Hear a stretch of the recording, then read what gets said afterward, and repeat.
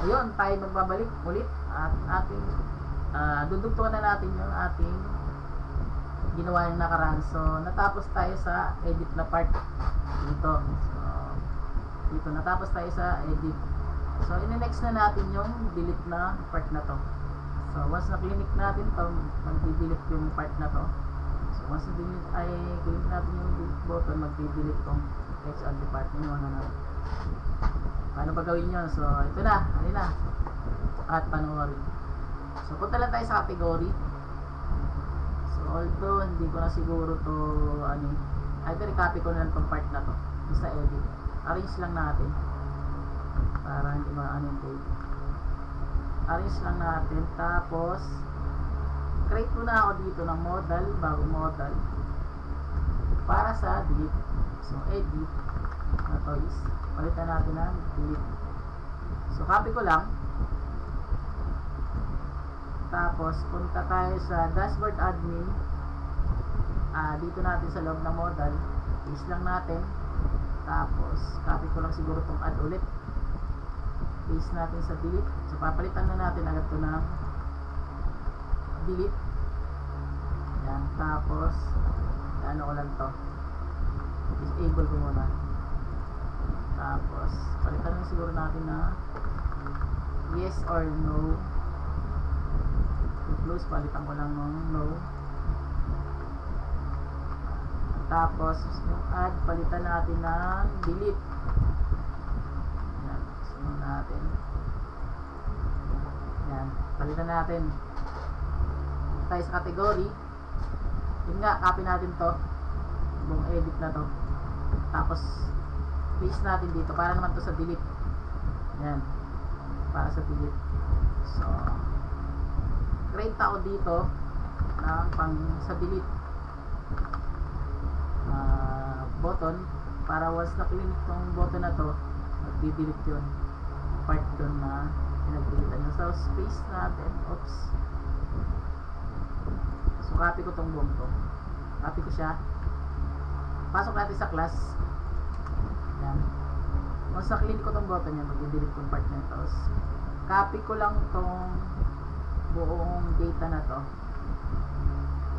paste natin dito, tapos ito sa data palitan natin ng del.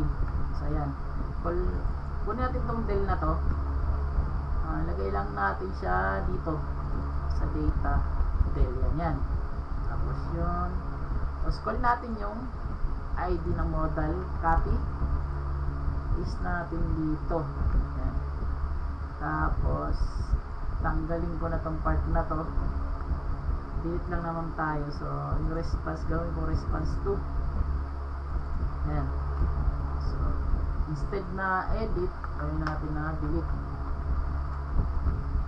So palabasin mo natin yung ID na to, copy ko lang, saan yung delete na ito. So lalagay ako dito ng input text ID. Test muna natin kung lalabas yung ID once na-click natin yung delete na button na to. Click natin. So ayan, kukuha na natin yung ID. So 2, so ayan, tapos 1. So yun, nakakuha naman natin yung mga ID nila. Siguro palitin natin, pero may gagawin tayo dito. Tatanggalin ko na lang to, tapos papalitan ko ng X6 na lang siguro, X6. Tapos ayan ko siya na are you sure you want to delete. So delete, so ganyan, are you sure you want to delete. So ayan, tapos i-ano lang natin siguro, center na lang. Ayan lang natin, or pwede rin na, pero ganyan lang natin para sa mga beginner na nag-aaral pa. So ganyan natin, common ano na yung step. Test natin kung ano na itsura. So ayan, masyadong malaki yung model natin, palitin natin yung ating model. Paano palitin yan? So dito sa model dialog na to, lagyan natin model SM. Refresh ulit natin. So ayan, lumit na. Tapos i-hide na lang natin tong part na to.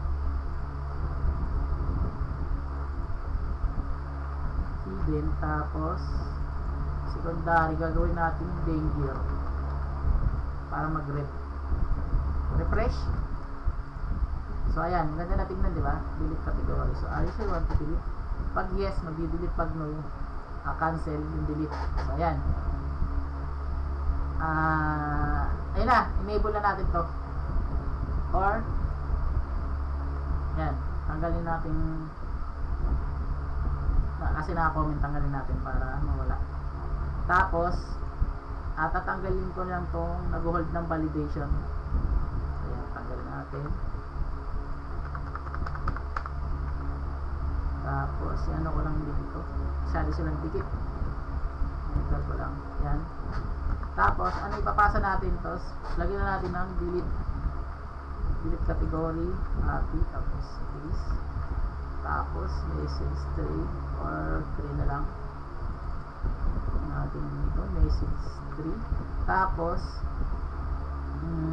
yung ID dito naka-hidden, copy natin yan, tapos pasa natin dito. Category, tapos category ID. ID lang yung kukunin natin. Tapos please, yan. Tapos instead na add category, gawin natin delete category. Tapos copy lang natin to, i-create tayo ng PHP, delete category dito sa config. Ayan, hindi lang tayo, paste natin dyan. So may unting delay ako. Tapos sa edit, copy ko lang yung buong edit na to, paste ko sa delete. Tapos X natin yan, X na rin natin to para hindi magulo yung ating. Tapos row, X na rin natin yan, X na rin natin to. Tapos delete category. So delete category. Tapos ayun, tanggalin na natin to. Tanggalin na natin to. Category ID lang kailangan natin. So itong galing dito sa post, galing yan dito sa append. Yan, kulay dilaw na to. Pinasa natin dito. So ayan, sinalo ni post. Tapos instead na edit, palitan natin ng delete. Tapos del or delete means yan. Tapos deleted category successfully. So ngayon gagawa na tayo ng function para sa delete. Yan, tapos punta lang tayo dyan sa ating class para gagawa na natin gagawa tayo ng delete. Tapos delete category. Yan, tapos delete category. Yan. Tapos magpa-public function tayo.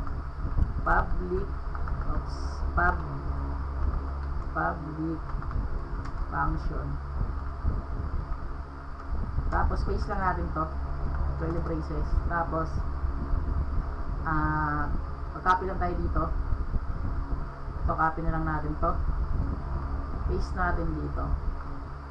Ayan. Tapos ang gagawin natin dyan is pasa muna natin tong ID na to dito sa execute. Ayan. Gawa lang, ayan, mag-empty area ako, tapos pasok ko dito yung ating variable na category. Tapos mag-where ako, where category ID equals to question mark. Ayan. Equals to question mark. Tapos delete from. Yan, yun yung query natin sa delete. So delete from category. Ayan. Tapos copy ko lang tong part na to. So paste ko dito.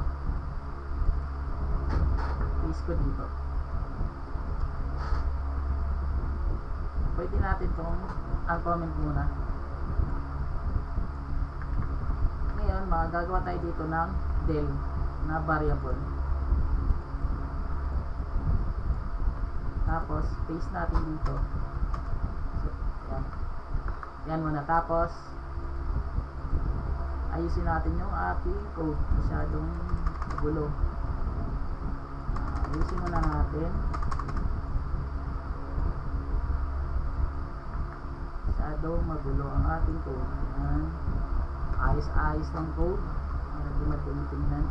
So, yan lang muna.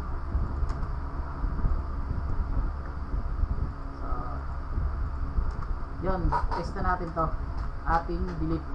Kung was na click natin yung button na to, itong kulay red na button na to, was na click ko to, yung IP, i-delete natin tong ID1 na to. Yan. Pag click mo yung yes, dapat mag-delete niya yung IPCS position. So yan, tingnan natin. So wala na, nawala na siya dito, di ba? So nag-delete. So pag tinignan natin dito sa table, so wala na rin. So isa pa, delete natin dapat. So dalawa yan, di ba? Delete natin ulit to. So isa na lang, tapos tingnan natin dito. So isa na lang. So yun. So hanggang dito na lang muna yung ating ginawang video. So sana marami kayong natutunan at supportan yung aking YouTube channel. Huwag niyong kalimutan subscribe. Maraming salamat. Magandang umaga. Antabayanan niyo na lang yung iba kong gagawin. So mag-upload pa ako ng marami.